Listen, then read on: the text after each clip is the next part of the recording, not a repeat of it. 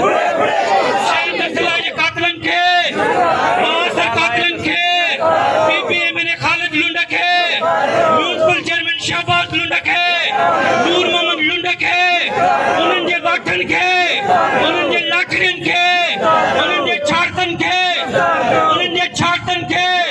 शहीद नक्सलाइज गडानी जिंदाबाद शहीद नक्सलाइज गडानी शहीद नक्सलाइज गडानी शहीद जी सहाफ़त शहीद जो आवाज शहीद जो इनकलाब शहीद नक्सलाइज गडानी अमा Pathani both are my foot both are my foot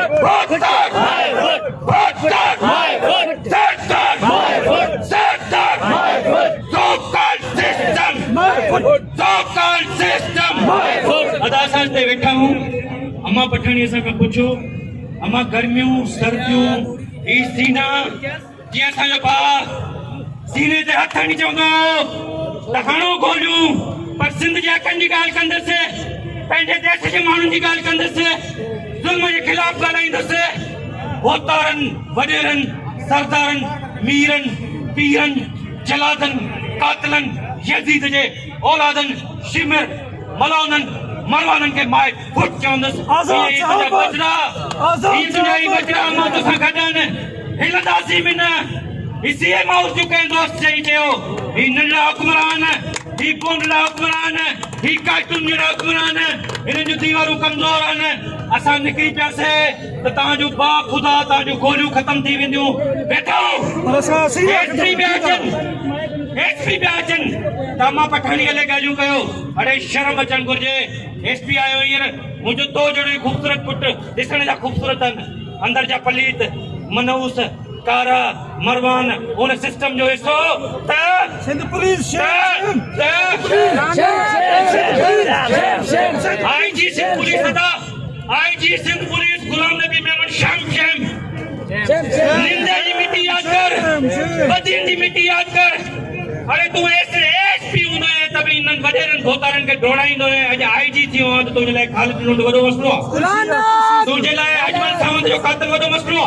तुझे लाइ प्रिया कुमारी के अगवा करने जवाबदार बड़ो मसलो फातिमा फड़ो जा जवाबदार तुझे लाइ बड़ो मसलो जानमन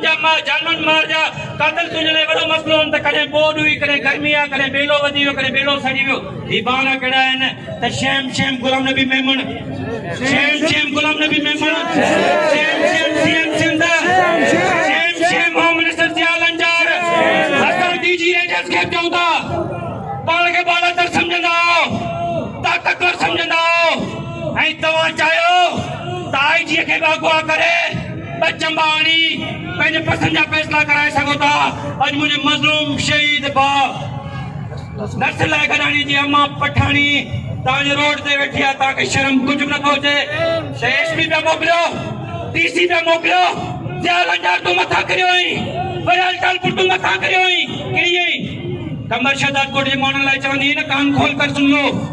मैं आपको कह रहा हूँ कि तुम भी कान खोल कर सुन लो तुम्हारी पूरी गवर्नमेंट कान खोल कर सुन ले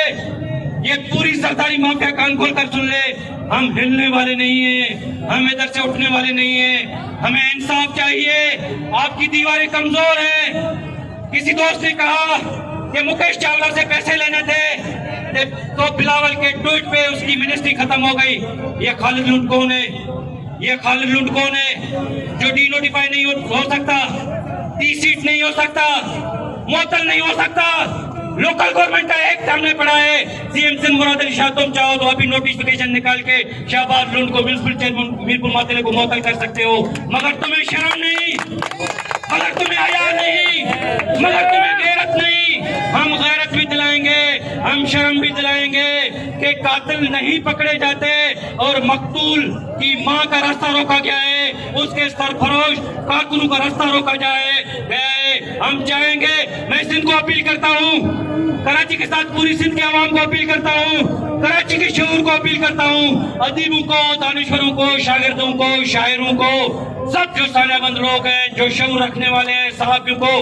अभी छोड़ो ये पीने का टाइम नहीं ये आराम का टाइम नहीं कोई खून देके आपको इनकलाब की राह दिखा के गया है, आओ उसको चमकाओ, आओ चलो उस राह पे डगमगाओ और साबित करो